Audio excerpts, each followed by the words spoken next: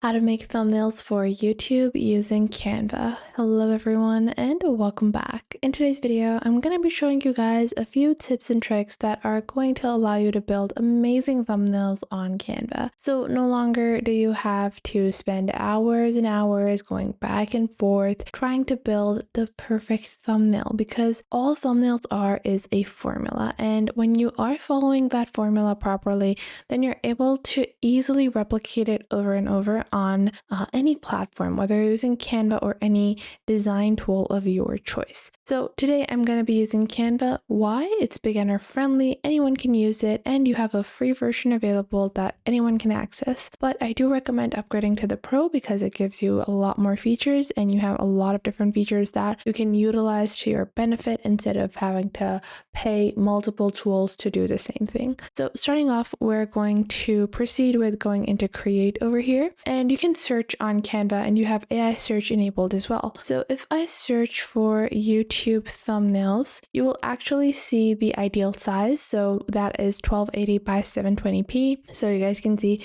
I have the ideal size directly in pixels that is added as a template. Once you do that, you have a blank canvas, and then on the top right, you're going to name your thumbnail sample thumb. And once you've done that, this is what it's going to look like. So you guys can see on the left, it has several different templates available. Now, when you're building a thumbnail, this is a really nice example of a thumbnail. Some of these templates are going to look a bit outdated because the overall YouTube well-performing thumbnails on YouTube are what most people try to create. So these types of thumbnails are pretty good. They're like evergreen. And I'm going to show you guys how to build exactly something like this from scratch. So first off, go back to your blank canvas, because not everyone wants to spend money directly using a template, because all of these templates, most of the nice templates are available only on the Pro version. So what we're going to do is, first off, we're going to search for a grid. Now, the reason why I search for a grid and then I like to go into graphics is because I like to add some kind of texture behind my canvas. So you can add like a specific color. If you have a YouTube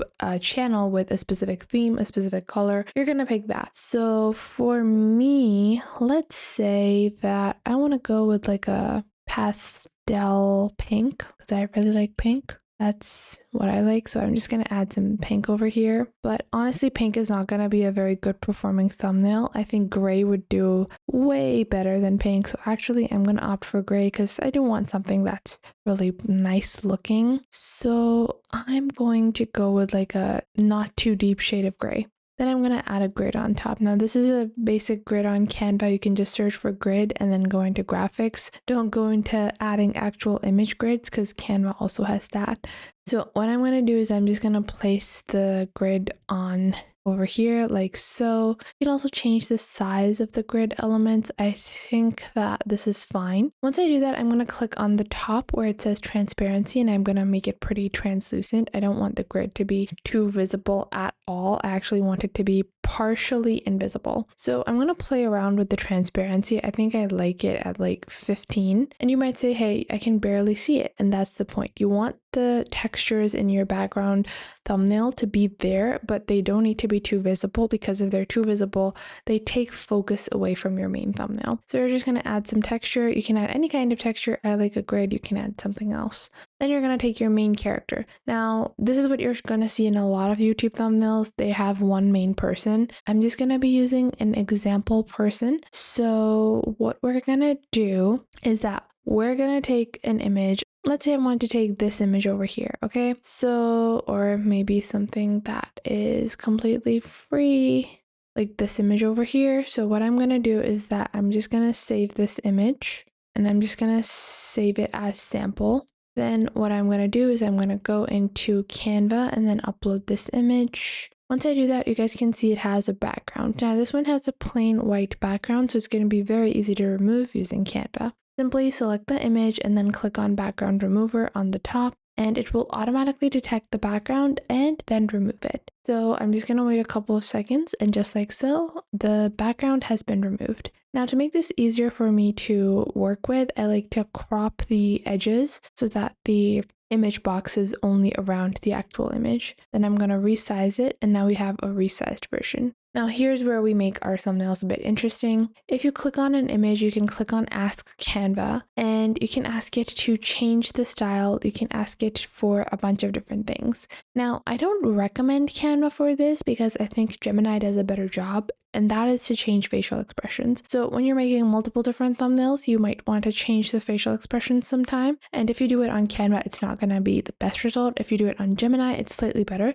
So I prefer using Gemini, but you can play around with this on Canva as well. So if I go into change style, make the person look serious. And you guys will see that the way that Canva is going to interpret the prompt is very different than what a typical AI image generator does. It's not bad in any way, but it's not usually the kind of result that I want for thumbnails. So this just comes down to personal preference. And again, Gemini has some of the best image generating models out there. So you definitely do have the upper hand when it comes to using Gemini. Now I'm just going to be waiting a couple of seconds for this to be generated. And you guys can see on the right side, it's doing its job. Now in the meanwhile, you can go into text and you can add a plain text box. Then you're just going to add "Did you know?" And then I'm going to go into the font on the top left, and then I'm going to change into an interesting font. So I'm going to add this font over here, which is called Cupcakes, because I really like it. I find it to be like a really nice font.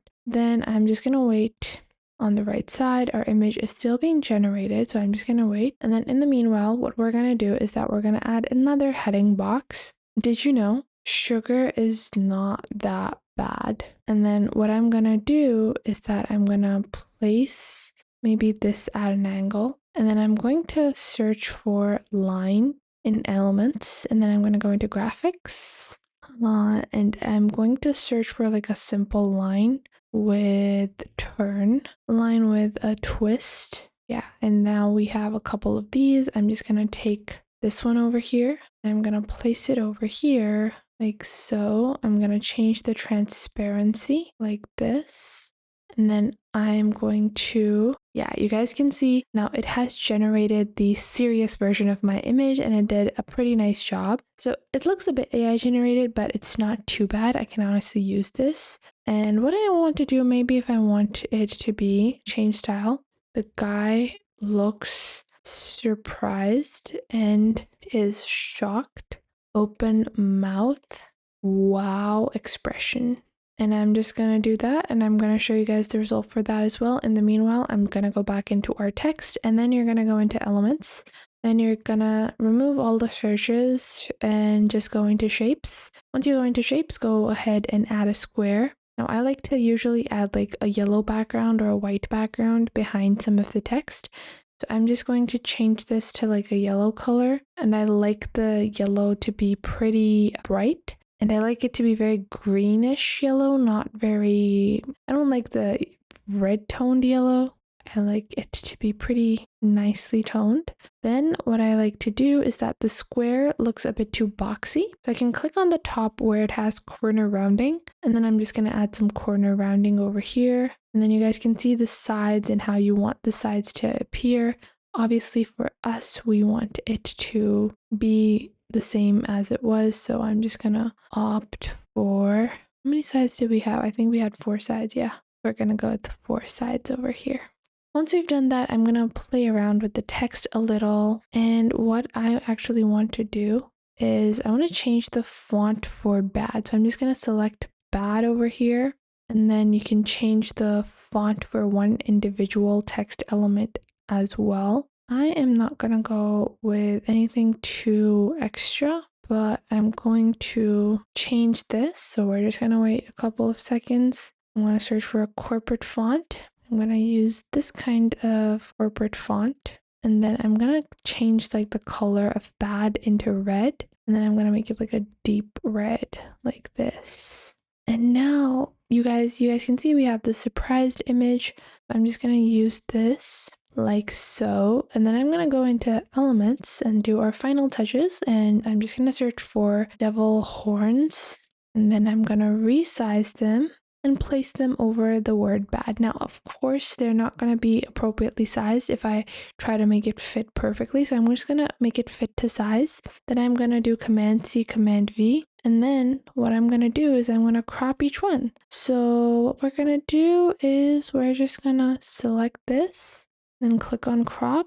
We're just going to crop only one horn like this, place it on this side of bad. And then I'm just going to take my second horn. If it's getting a bit difficult to click on elements, you can just go into layers and then select the element. Then I'm going to click on crop.